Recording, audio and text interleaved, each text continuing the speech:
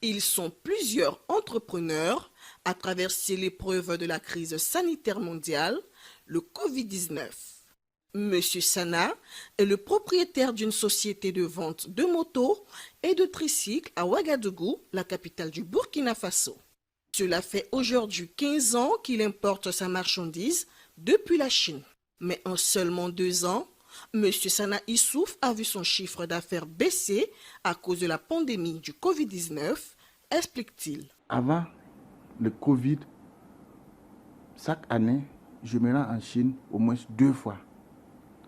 Et pour une question de pouvoir rencontrer d'autres fournisseurs, pour essayer chaque fois de jouer avec la concurrence. Souvent, on était dans l'ordre de 10 000 motos par an. 10 000, on arrivait 12 000, 15 000 par là, quand c'est chose. Mais maintenant, depuis Covid, on a fait 5 000, on a fait 5 000, 5 000 et quelques. Donc on se situe autour de 5 000, 6 000 là. Donc, le chiffre d'affaires a presque diminué la moitié. Monsieur Tao, quant à lui, sa principale activité est l'importation de gros camions et de bus de la Chine. Installé à Ouagadougou depuis plusieurs années, il nous explique comment le Covid-19 a aussi impacté ses activités. À cause du Covid, la première chose qui est beaucoup influencée, c'est le frais de transport. Si vous voyez, avant le Covid, le frais de transport maritime, c'est environ de 70 et 80 dollars par mètre cube.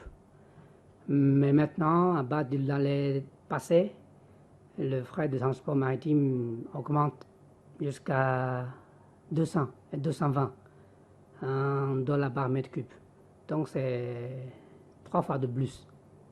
Et deuxième chose, c'est l'impact sur le délai de livraison. Donc on ne peut pas livrer les matériels à temps à leurs clients. Selon les statistiques, à ce jour, la valeur des importations de la Chine vers le Burkina Faso a chuté à moins de 400 milliards de francs CFA, soit 10% de baisse à peu près.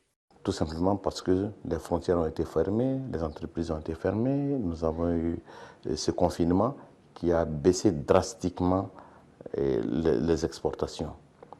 Et donc on est passé d'à peu près de 12 millions d'euros à 2 millions d'euros, ce qui est très grave